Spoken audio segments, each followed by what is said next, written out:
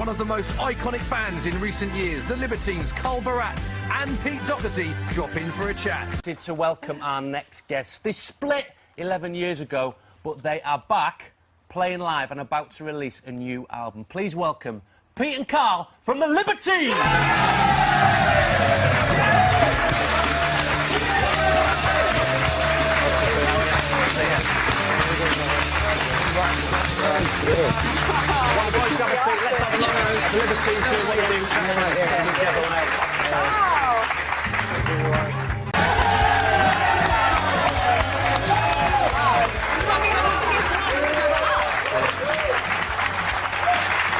Pete, Carl, delighted that you're here this morning, but even more delighted as a fan to see that you're back together. Did you think that would never happen, or was it always destined to happen? Yeah, no, I always wanted to be on Soccer AM. It's just circumstances. It's really symbolic, though, I was being on this together, because the first one that I didn't get to, for whatever reason, was the week that we sort of split up properly, and... You jumped out of the car at Gunnersbury. It doesn't matter what happened. But for me, this is my 5th time. I know, you've been on loads. Yeah, well, next time I get another ball, right? Double hat-trick. Oh, right. In terms of the band, did you have a list of pros and cons, each of you, that you had before you decided you were going to reform? Well, with a list of pros. But, no, to be fair, there were a few cons. Yeah. So, what was the singular most important thing, though, that needed to happen for you to get back together? You know, was it for the fans? Was it for the music, or was it, you know, for you to be able to write songs together? What was the one thing that was most important? Well, Arsenal had to win the FA Cup. Which, you know, they nailed it. He doesn't know anything about football, that's why I was really surprised. I know about Soccer AM. It's like... He thought that was Arsenal, right? When we came in. He's come in and he's going, hey, Arsenal team's here. No, Carl, man. No, I thought it was Arsenal from 1986. I thought it was Tony Woodcock, Lee Dixon.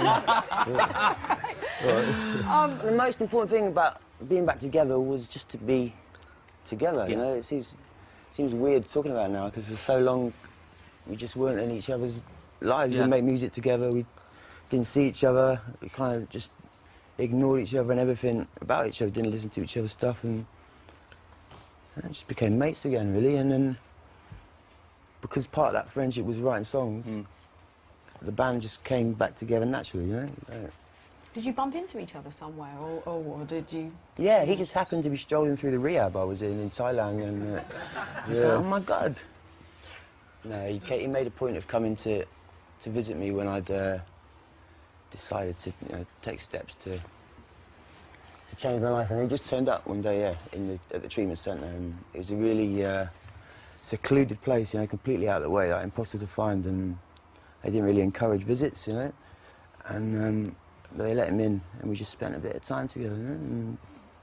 And then he came back, and then the next time he came back with the rest of the lads, and we got a studio out there, and you know. And there's a new album. And we made the new record in Thailand. Yeah. And has the way that you've written together, has that changed at all in the 11-year gap, or did you just slot straight back into the way you used to write?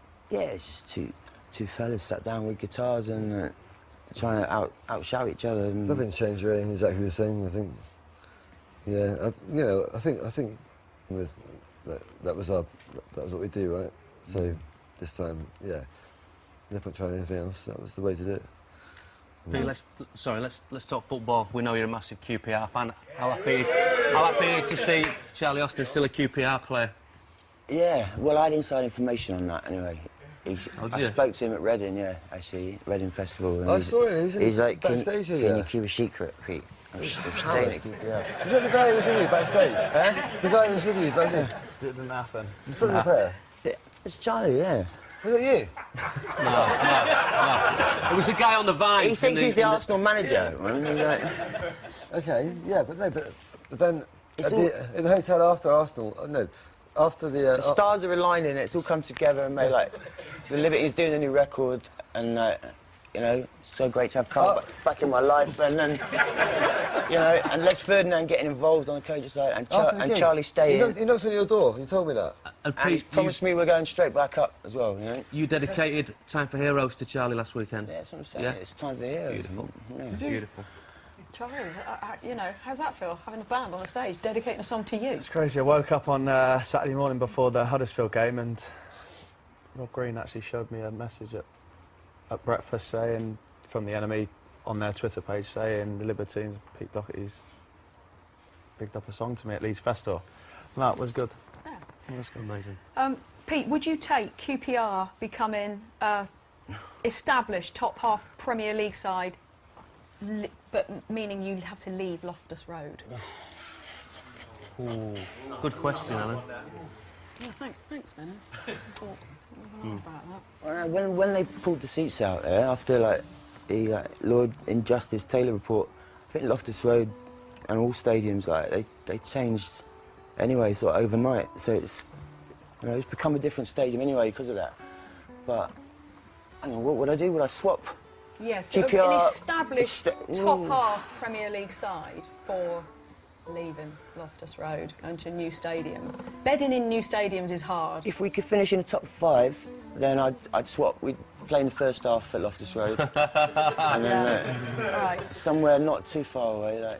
I love your ambition. You've already written a QPR FA Cup final song. How many years has that been knocking around? Yeah, it's gathered a bit of dust. That was, you know what? I'm not going to lie anymore. That was a lie. I didn't really write a QPR. I've not heard that one yet. No, because it's really difficult. Oh, all the. What's that thing about? No. This Charlie. I know that it's costing. We could buy Charlie Austin. Yeah, long time the farm. I'll give you a long time to say. No, I didn't. It's hard to write a football song, right?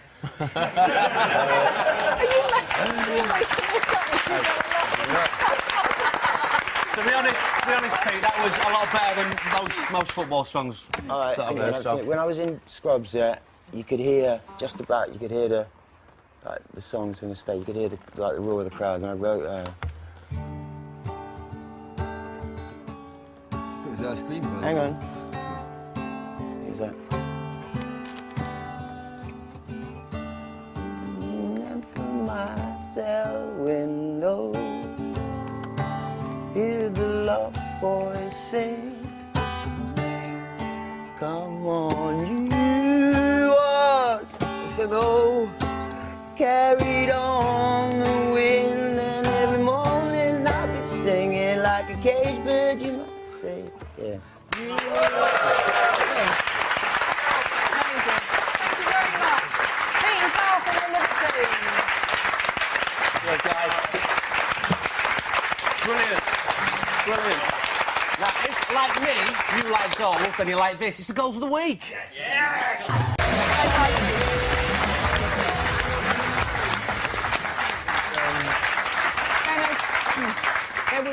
There was a goal that didn't make it into that package. It was the disallowed Kai Kamara goal for Columbus Crew against New York City. Naughty. It's on ball, isn't it? On ball. He knows, he knows. Now, obviously, we're talking about America here. No, So, it wasn't luckily Arsenal. for any Columbus Crew fans who have no idea still of the rules of association football, this fan, luckily, he was present to tell them all what had just happened.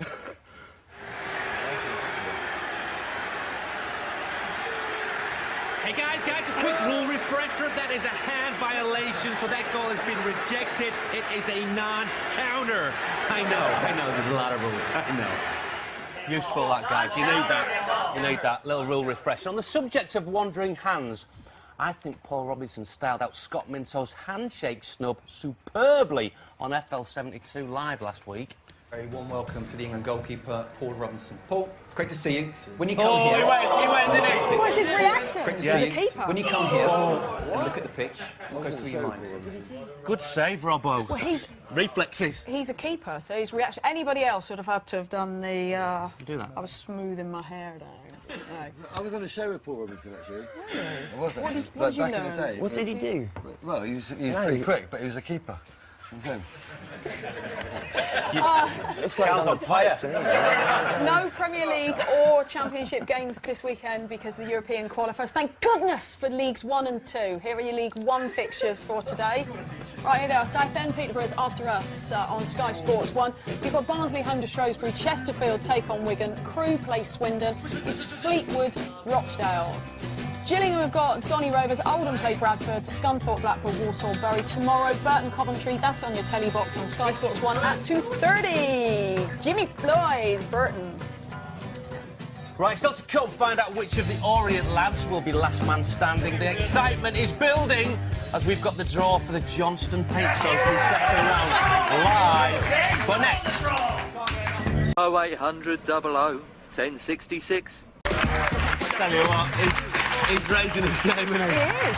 Charlie thought it was Aidan Flint for a second. He said Aidan Flint's like that. Yeah. If you look on Aidan Flint, there was a clip of him on Twitter. Ben Hamers filmed him doing it for about 10 seconds of him performing like Tyler. Oh, we need to check that out. He really is on another level. And the freestyle fraternity are reaching out to Tyler. Here's a message from one of the best in the business, Dan Magnus.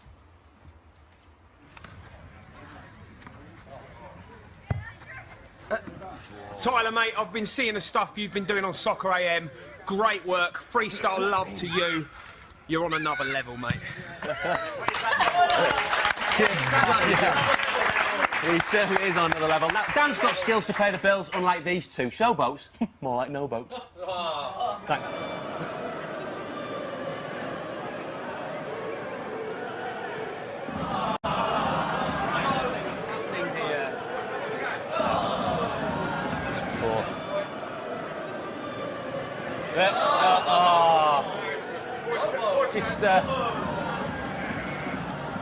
Meanwhile, back over in America, will someone please, for the wind and the rain, just get rid? Right, you, rid. Get rid. Just get rid. Get away. Get it away. I want just get it away. Get it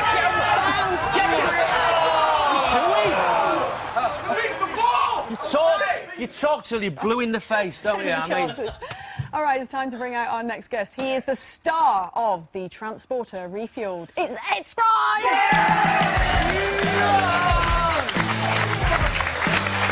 Welcome to the show. Grab a seat. The Transporter.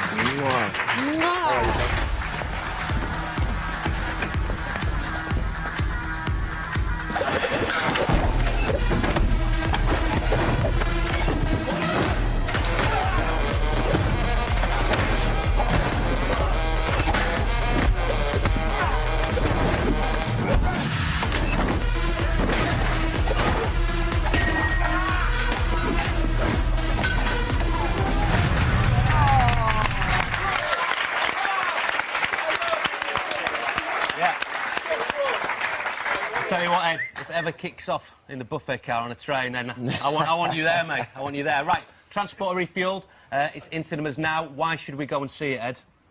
Well, it's a whole lot of fun, you know. You've got yachts, jet skis, explosions, fights with 10 people in front of moving cars, beautiful women, beautiful suits, and my ugly mug thrown into match. Oh, come on, come on. Now, is it fair to say you've nicked Jason Statham's job? I'm just saying. I'm not saying that. I'm not saying that. It's a question. Yeah, but I'm not saying it. I'm asking. I think he's doing all right without it. You know, I think he's not panicking. I don't think. And you know, it was just something that was, you know, it was a proposition to me, an offer to me, and it seemed like something I could grow and learn from and have a lot of fun doing. And you know, he's doing all right. He's doing all right over there by himself. I think, you know. Yeah. Right, as you said, there's scrapping. There's loads of scrapping. You do everything yourself. You don't use a stunt double. Is that your choice? Can you say, I want to do everything myself? Yeah, to a point. I mean, definitely there's a stubbornness there, you know, for me. And, you know, I worked so hard and trained so hard to get to the point where I could at least get away with it. Physically trained? Physically, yeah, because stepping into it, I come from a swimming background and endurance sport background. So to do martial arts is a completely different thing. It's like, you know, being a master on one instrument and going over to another. You know, there's certain things that bleed over, but a lot of it doesn't. So I was humbled by the challenge ahead of me. But you know, once I'd done all that work, it was like, put me in, coach. You know, I want to do it. So after you've done all your, you know, you say, oh yeah, I'll do all my stunts, thanks. Is there some stunt guy sort of walking up and down just off camera, muttering away, going, I mean, because you've taken his job as well as Jason Statham. Yeah, I mean, we have a, you know, you end up having such a strong bond with them. You know, I was there for a month before the shoot, working hard with them, and you know, rolling around, beating each other up with foam weapons and whatnot. You and Jason? And no, with the stunt guys, and so it was like, you know, so it was a good. We had a great bond, and it was great. It was lovely to see them, you know, to see Frank, my double, sitting there eating sandwiches, having a coffee, while I did the hard work, and he'd just give me the thumbs up and say, you know, get on with it, and that was great, you know. And you're doing all these stunts in a Christian Dior suit. Most people can't even bend over in a fitted Christian Dior suit. Yeah, I did rip one of them all the way up the behind. We had 3 different suits, or 3 different fittings. One of them was, the hero suit is the Dior suit, so that's the one you do all the dialogue and all of the, you know, that's the one that's cut up nicely. But then you have a stunt suit which is a bit bigger so you can move better, and then you've got another stunt suit so you can get all the pads and everything underneath. That's what happened to Jack White once on stage at Ali Pali. The stunt suit went right up the bum. Ripped? Yeah. It's a dangerous job, you know?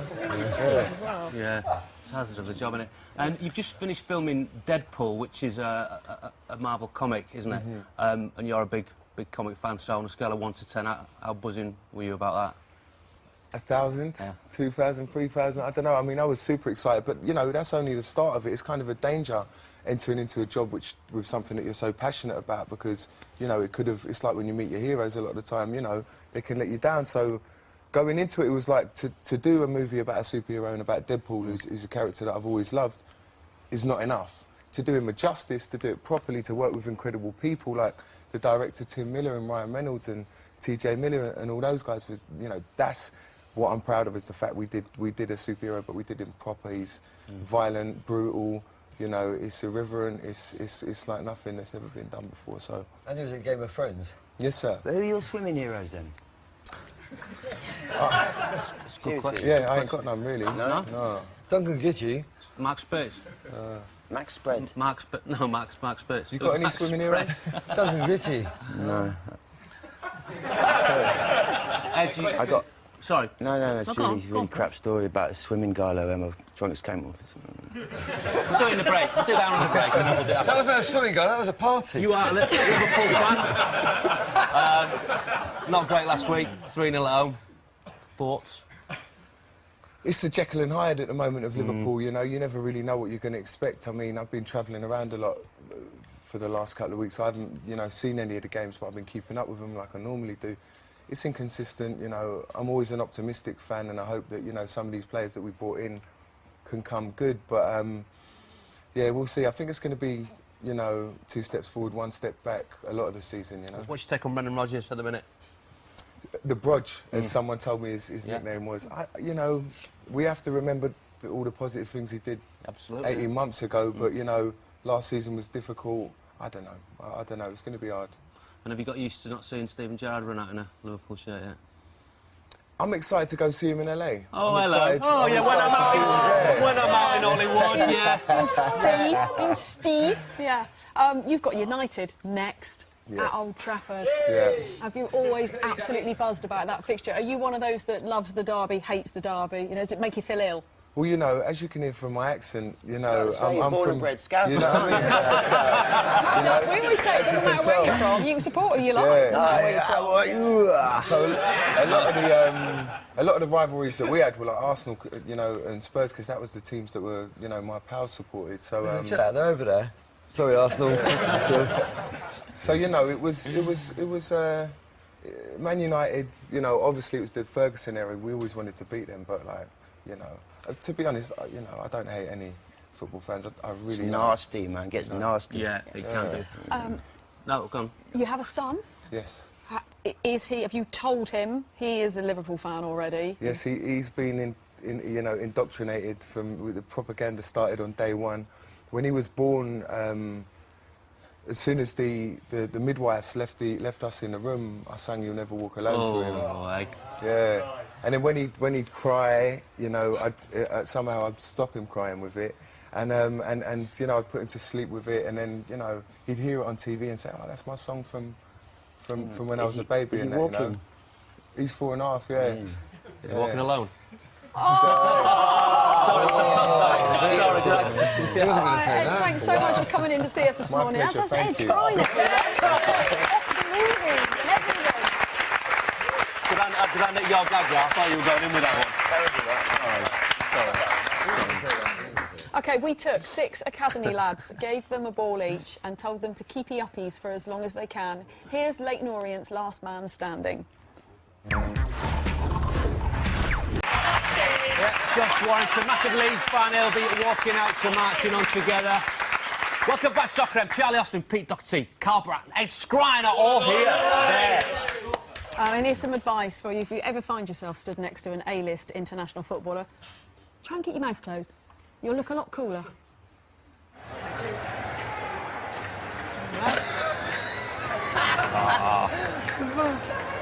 Daddy!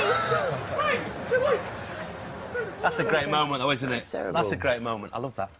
Right, Charlie, you've already been banging in the goals this season. All right, OK. Who we got next? Forest, right? OK. They stick one in against Forest. I want you to go over the corner flag. All right, we're at home? Yeah. Yeah, so pad it lower loft. All right, I'll meet you go. OK, so you put it in. We're going to get a bit of space here. Yeah, go over there, go over there. Oh. No, wait.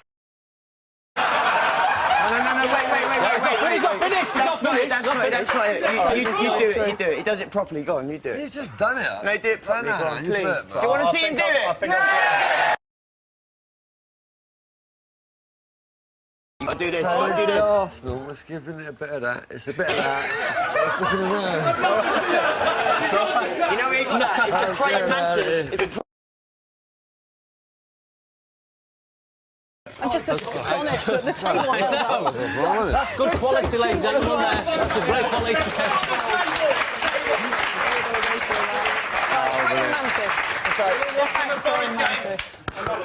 I always like the old Jerry, the simple Jerry Francis one who's just like that. Yeah. One of the two. Finish it with that. Yeah? Jerry Start Francis. with Craig Mantis and finish it with that. That's it. You Finish with the Come on, Craig Sam, you get it. Right, so it's that. Yeah. Can't wait. Right, you know the drill time now. This week, Jimmy Pollard headed down to Charlton's training ground to go toe-to-toe with under-21s gaffer and Charlton legend Jason Ewell. Oh, brilliant. I think we're coming to QPR soon with Chris Ramsey. What sort of drills does he put on? Chris? Don't knock Charlie. Chris, I think it'll be Charlie. I think it'll be a two-touch finishing drill, I think it will be. Beautiful. And because you're a natural, do you find that easy? Inside the box, yeah. You get involved then, yeah? I get involved. Brilliant. Lovely. Zlatan, he got his eye in during training this week.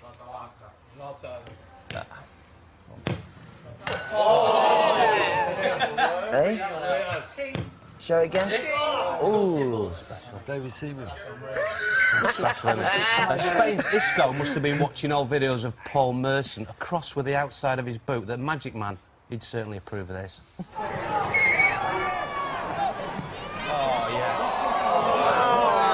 See the swaz on that? And before the Cyprus game, Gareth Bale, he couldn't ignore this ball. Surely he couldn't bung it in from there. Oh! Yes.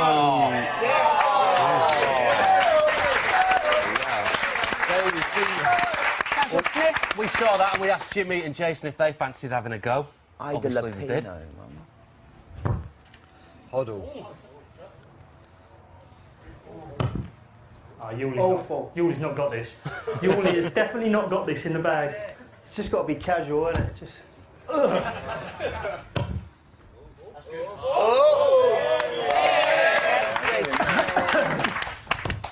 Yeah.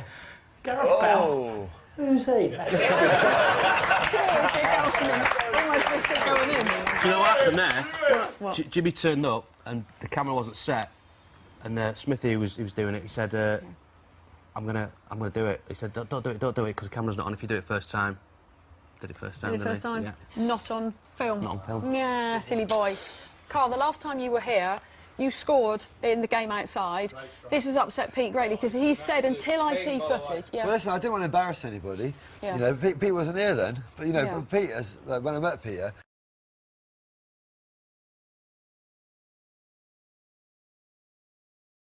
Industrial language, rock and roll language on a Saturday morning. Wheezing on the sidelines, and, like, you know, giving it a bit of the old shuffle, like a la Liam style. And then, out of nowhere, Prometheus stealing fire from the gods, you're stealing a ball from the other Weezer kids. Yeah, I could turn on a sixpence, man, everyone agreed. But he was too tight.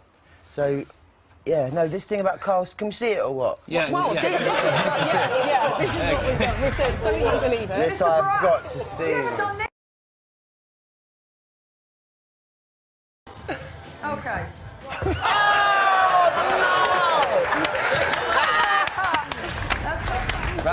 Yeah. I know. But that's the only technique that can be done with still take up. Yeah. Look at that. Yeah. I can do that. I can do it No, again. I'm not saying you can't do it again, but it's not like you can lace it or side foot. I'll It's tell a you what. straight No, toe tap. I'm saying he can't do it again. All right, I'm saying he let's can't make do it it a bit more again. interesting. What, do it naked or something? Right, make it more interesting. You can do that again. Before we head over to the second I'll round, from this week's first round games. In the meantime, back to you, Fenners. Thanks very much. Yeah, good job, great job. Enjoy that, guys. I was just trying to explain to him what it's all about. He's like, he's saying. 2 weeks ago, the Mohicans set the bar pretty high when it came to covering the Soccer AM theme tune. This week, Dexter's come and have a go as they think they're hard enough. Here's Dexter's doing their Monday to Friday. Dog. That was new single Stay Strange, and this is them covering the Soccer AM theme tune.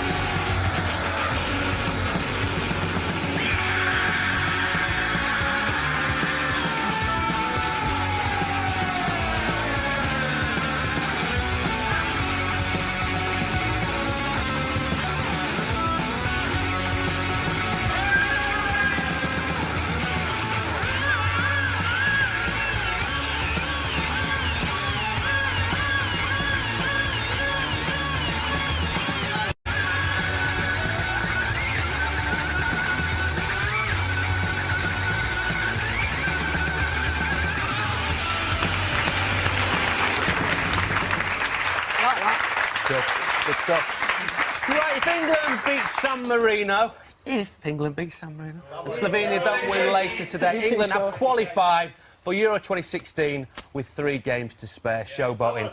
Let's join Sky Sports News legend Nick Collins out in Cerevel. Hello, Good Nick. morning, Nick.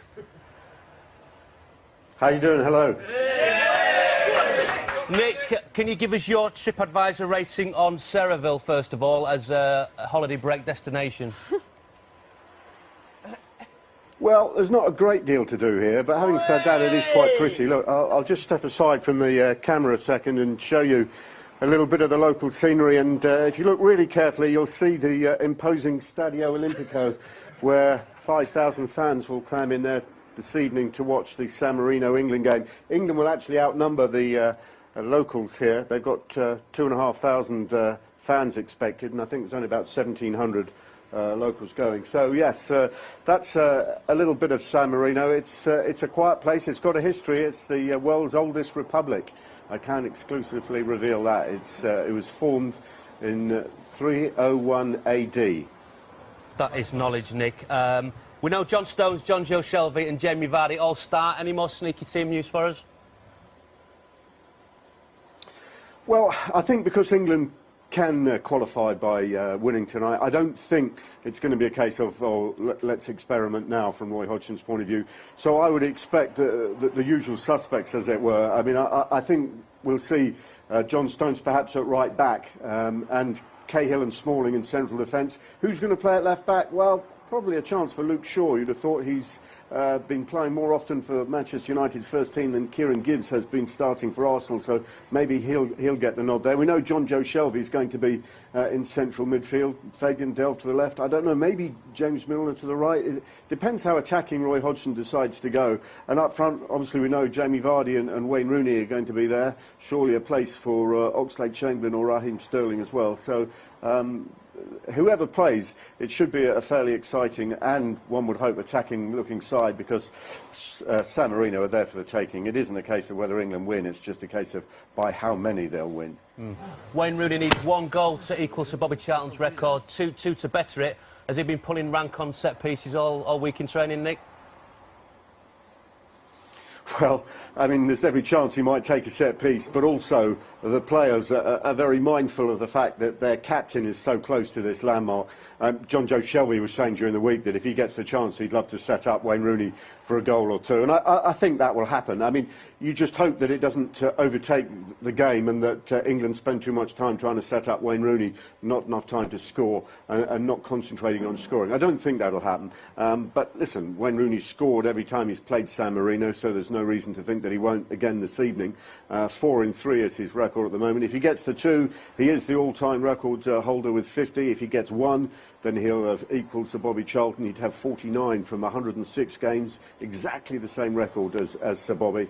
But it wouldn't surprise me if he gets 1, he'll get another, and he'll be looking for it. But he said all along, and I truly believe him, he says he'd rather England win, and then he'll worry about the record after that. But he's on a great run at the moment. He's raced through the 40s. He scored 8 goals for England last season. He scored in the last 5 consecutive qualifiers. So tonight's the night, I think, for Wayne Rooney. It's a great opportunity for him to do this.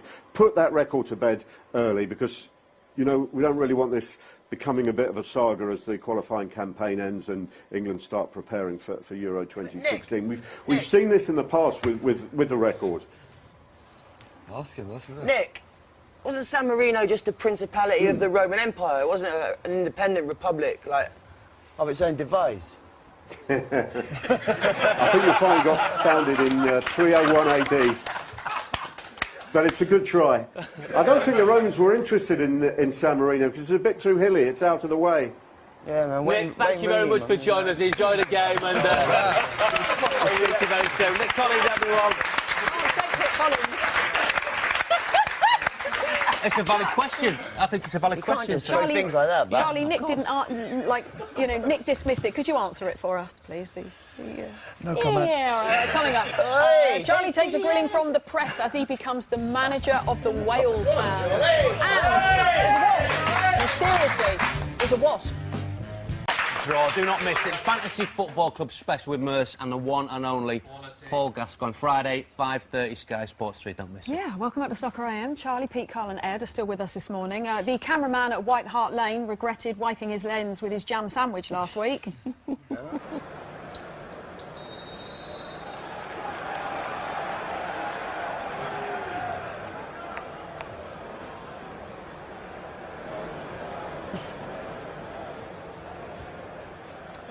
Done that, should he? And then on transfer deadline day, reporter Mark Benstead totally regretted wearing his jam sandwich suit to work. You're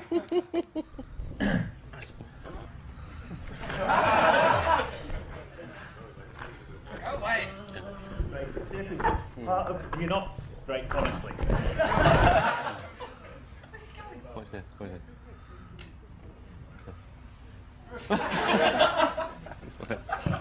this? Crying out.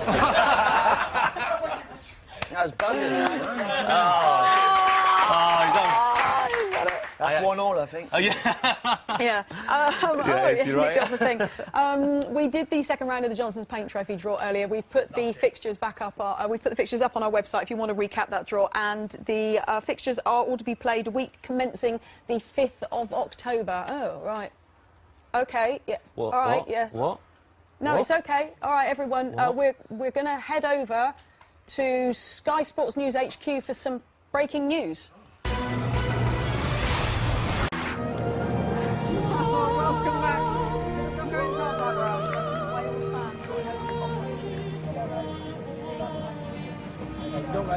On penalties. That's simple. It's a simple penalty shootout. It is. That's exactly what it is. That's it. Score 5 penalties from 5 different penalty takers before your... It's a minute, because the 30 seconds and then the 30 added seconds before the time is up. The time you do it in as well will determine if you make it onto the leaderboard. Here's how the leaderboard looks at the moment. So in third, it's Bournemouth with 48 seconds. Second to Hull, they did it in 35. And Leicester are the team to beat. They did it in just 19 seconds. End of the season, we'll get the top 2 teams back to have a shootout.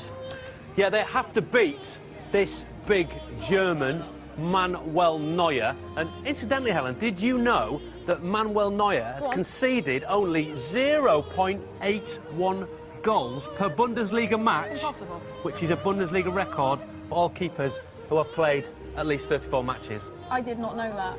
Well, you learn something Neuer every day. So we need...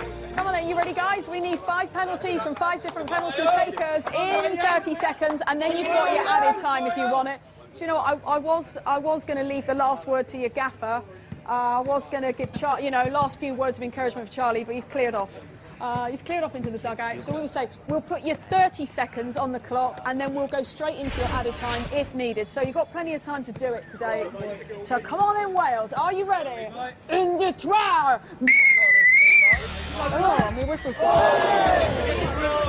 Window.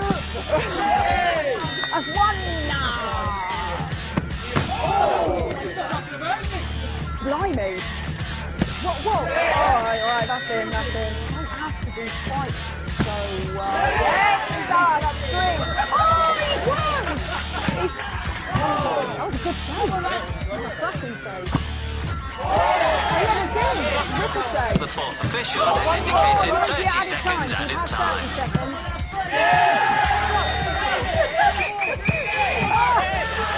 He's done it. Right.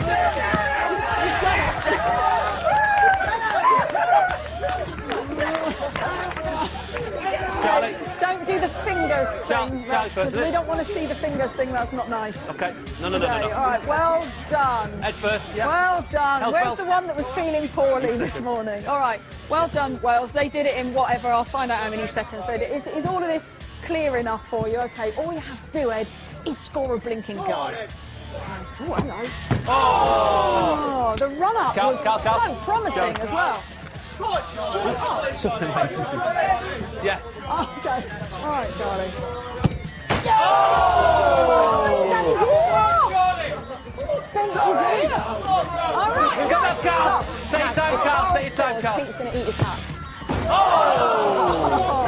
Okay, Pete. He's picking his corner. It was almost in off the woodwork, wasn't Tried it? to place it. But not quite. That was good. Right, yeah, fans did. I don't know how many. It was 34 seconds. I got 5 and 34 seconds. Does that put them on the board? Oh, yeah, it does, yeah. On the board? Actually, You're on the board, boys. You're on the board, You're on the board in second place, Wales. Oh, straight off. Oh, that stung. Who threw that? All right, so well done, Wales. Carl Barat scoring that. All aboard the show, boys. Oh, good fun out there. Charlie. Got to be disappointed. I went for, the technique was all wrong. I went for power and place. I should have went for placement, to be honest. I am disappointed, yeah. Maybe a pro. Hey! Pete, you went for the little cheeky slot. Didn't quite come off it, did The it? raisins are amazing, man. Are they? Yeah, no, I wouldn't mind having another go, to be honest. I don't know if you got the clip, but last time I give it on We've seen the clip, Carl. We've seen the clip. One of the Welsh boys have got it in, and what a celebration! They've got trainers on, man. What a celebration!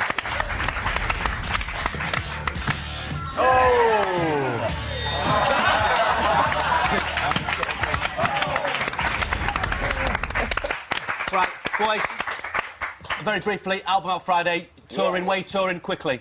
We're all over the place, man. I've done Bingley Music Live. Mexico. West Yorkshire, right now. OK, awesome. 4 hours. OK. Cheers, guys. All right, that's it for today. Oh, no, yeah, don't give it too much time, will you? What the fuck? Blink and you'll miss it. Libertine's back. 25 seconds left We'll of the tweet whole Pete. show. So there you go, we put your score. So I just have to say, because we could talk about it, but then we wouldn't get to thank Charlie Austin for being on the show. Thank you, Charlie.